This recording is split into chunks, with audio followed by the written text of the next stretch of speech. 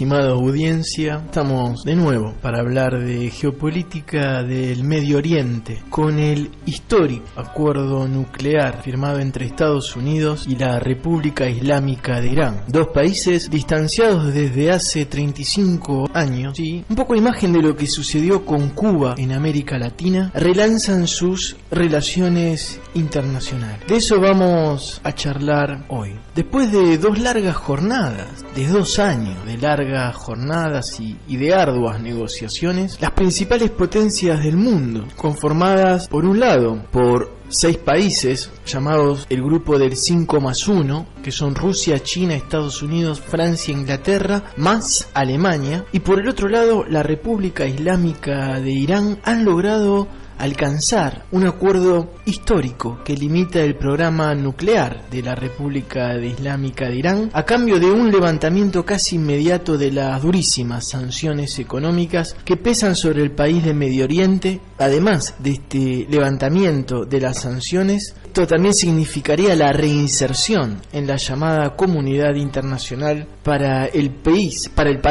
hasta hace poco que figuraba en la lista del eje del mal, según la visión de Occidente. Este acuerdo histórico entre Estados Unidos e Irán va a sacudir, o ya está sacudiendo de manera considerable, toda la geopolítica de Medio Oriente, y de alguna manera para los optimistas supone un rayo de esperanza, para aquellos que sueñan con un planeta o una región alguna vez en paz. Es una gran victoria de la vía diplomática para la solución de los conflictos. Mediante este pacto, entonces, como decíamos, Estados Unidos e Irán, distanciados hace 35 años, alcanzan ese acuerdo, porque como dijimos, la República Islámica de Irán, salvando las distancias, pero como una comparación geopolítica vale, era la especie de Cuba que tenía Medio Oriente. Este acuerdo fundamental tiene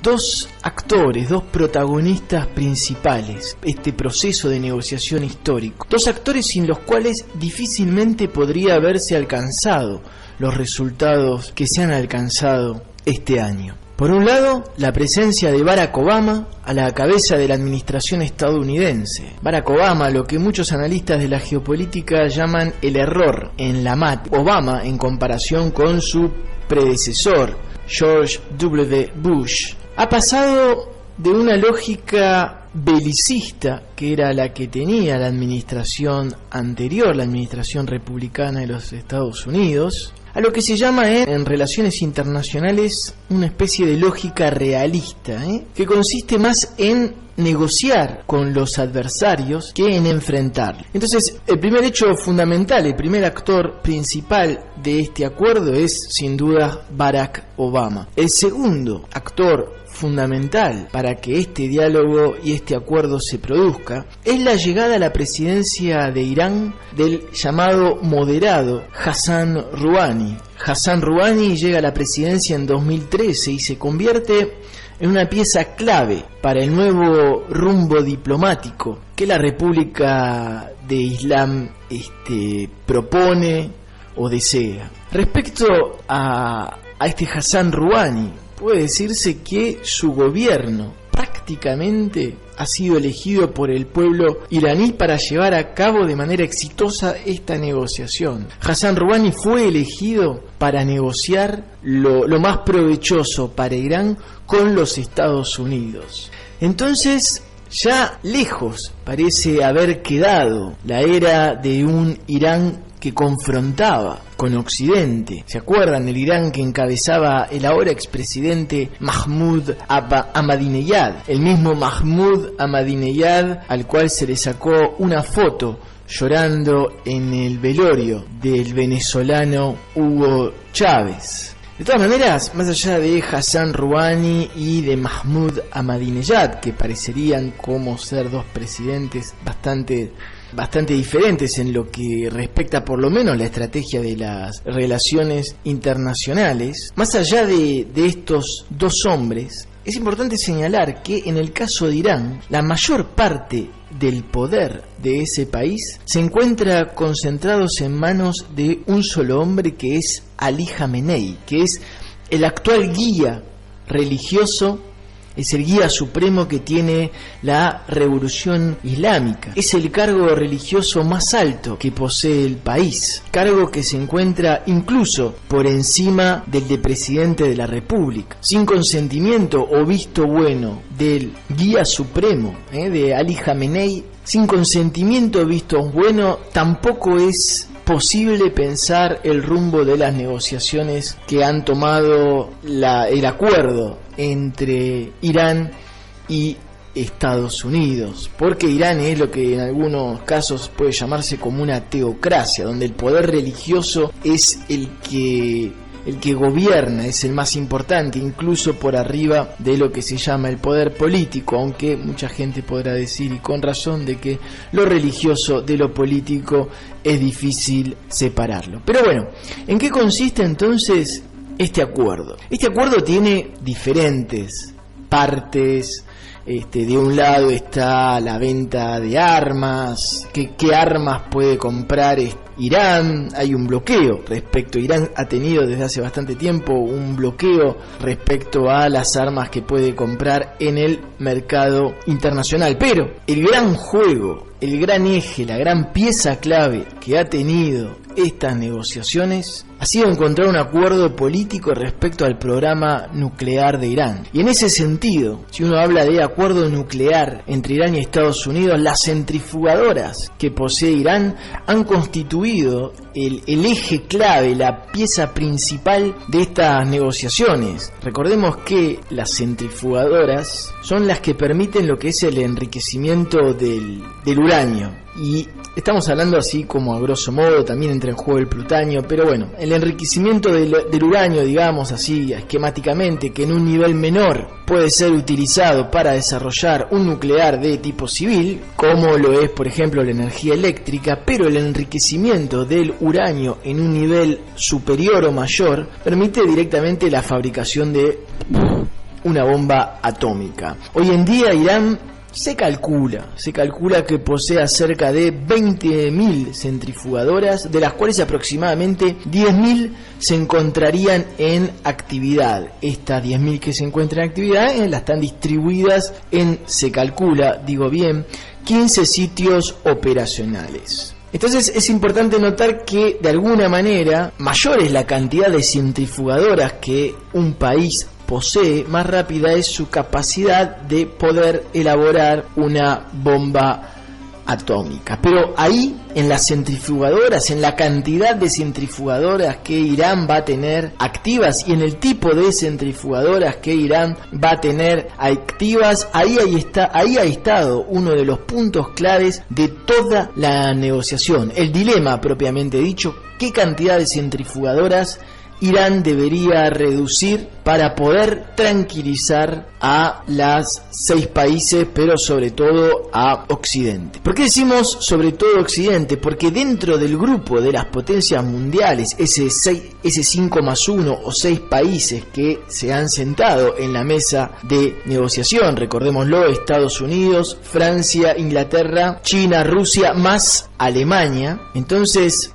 en esto de 5+1 se pueden distinguir de alguna manera dos subgrupos. Por un lado, podemos llamarlo el grupo de los BRICS, con China y Rusia a la cabeza, ¿sí? China y Rusia dentro de este 5+1 han actuado como un bloque aparte que siempre ha abogado por una reinserción del país islámico en la comunidad internacional, así, sin más, con una revalidación por parte de Irán del Tratado de No Proliferación Nuclear, un tratado que Irán ya había firmado en 1970. Por el lado de los países occidentales hay otro subgrupo que es justamente el país de los occidentales, o sea, Estados Unidos, Reino Unido, Francia y Alemania. Esto de alguna manera han tenido a lo largo de la negociación, y a diferencia de Rusia y China, más reticencias en confiar en la buena fe de Irán. De alguna manera los chinos y los rusos decían, bueno, listo, si Irán dice que no va a hacer la bomba atómica, hay que creerle.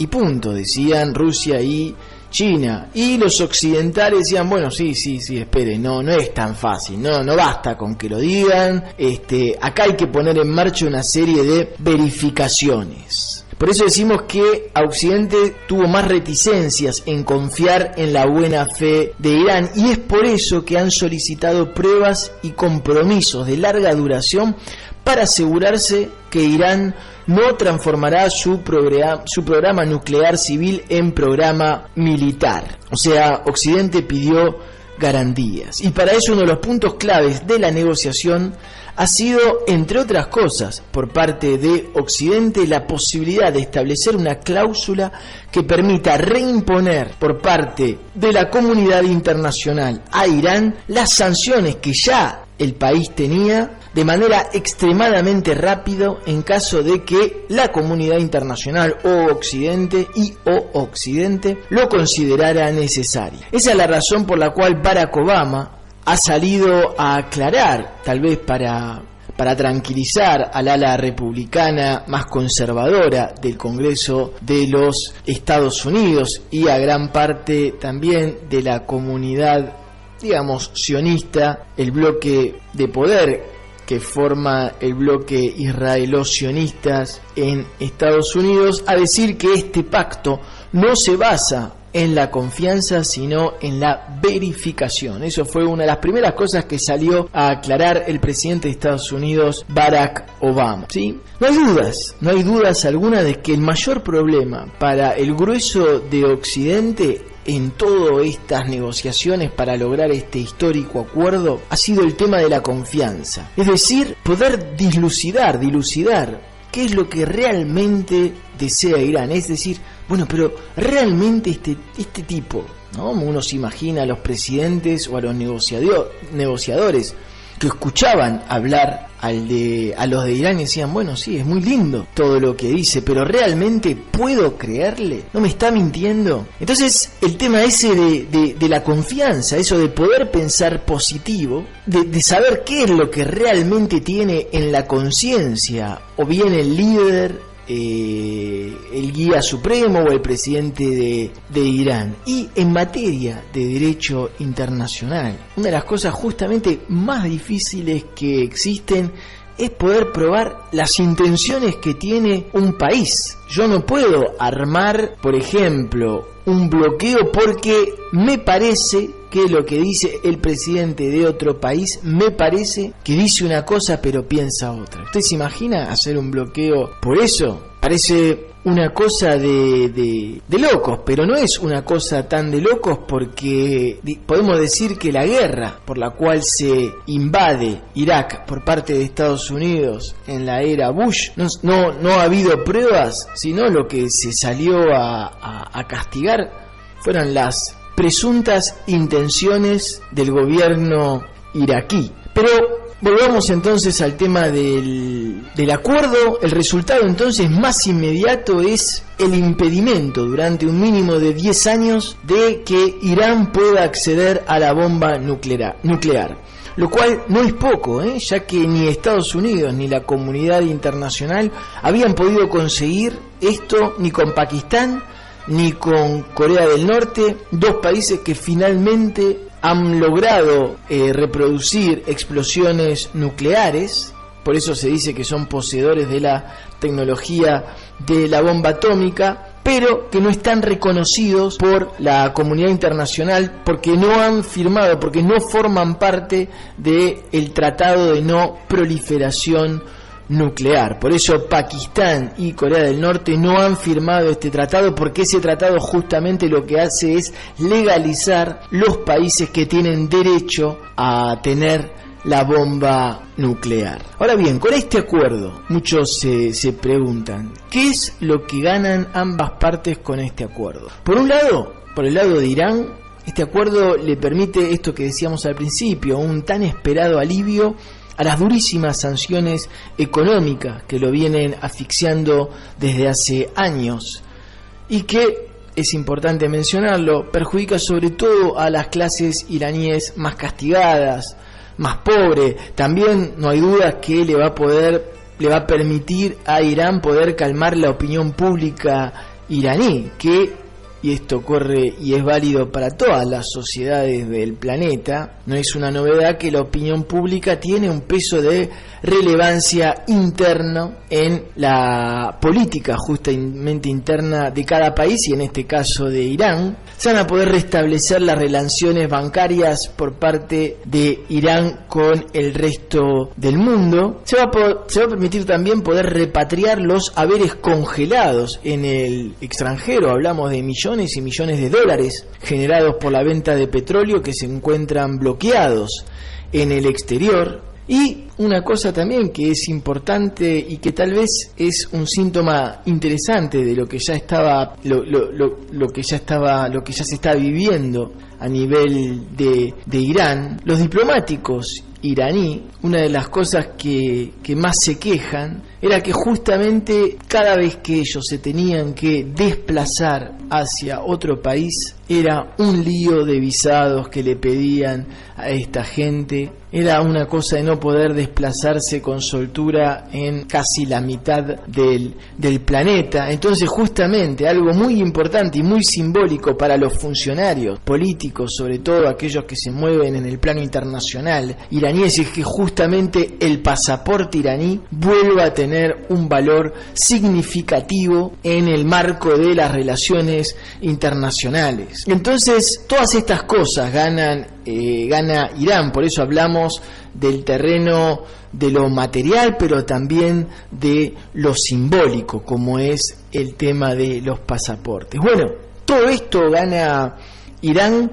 Entonces, ¿qué gana Occidente? ¿Qué gana Rusia y qué gana China también? Primero, este acuerdo le permite, sobre todo a Occidente, ganar un aliado fundamental para el equilibrio y la estabilidad de la región de Medio Oriente. Estamos hablando de un socio regional que le va a permitir una mucha mayor fuerza de disuasión en los diferentes conflictos de Medio Oriente. Recordemos como lo son, por ejemplo, Irak, Siria, la lucha general contra la guerrilla del Estado Islámico. Está muy impregnado de los conflictos existentes en el Medio Oriente. Si bien el factor religioso no lo es todo en la geopolítica de Medio Oriente, no se puede negar de que juega un rol muy importante en todo lo que hace a la geopolítica de Medio Oriente. Y además de ser Irán un actor fundamental para la paz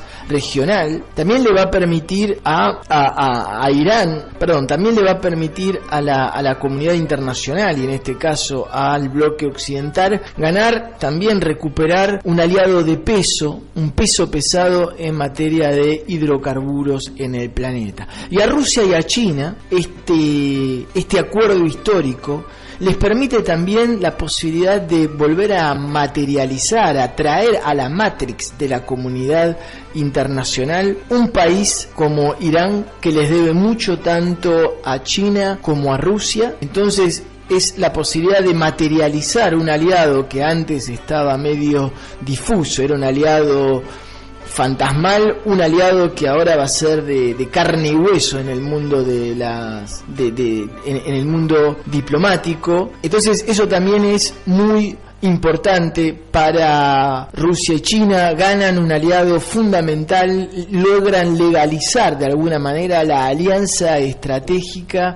que China y Rusia tenían con el régimen chiita iraní. ¿Y quiénes pierden en este acuerdo? Si bien es prematuro hablar de ganadores y perdedores, porque es muy cambiante el mundo de la geopolítica, por más que a veces pareciera que no, pero los dos grandes perdedores que por ahora aparecen serían justamente los dos principales y poderosísimos enemigos que el régimen iraní ha tenido en los últimos años en la región, que son Arabia Saudita e Israel. Arabia Saudita porque entran dos factores importantes en juego. Uno es que efectivamente es un actor de peso que regresa oficialmente a disputarle el liderazgo regional a Arabia Arabia Saudita. Pero esta cuestión de recelo entonces respecto al liderazgo en la región está impregnado fuertemente por esto que venimos diciendo, que no puede pensarse en Medio Oriente sin esto,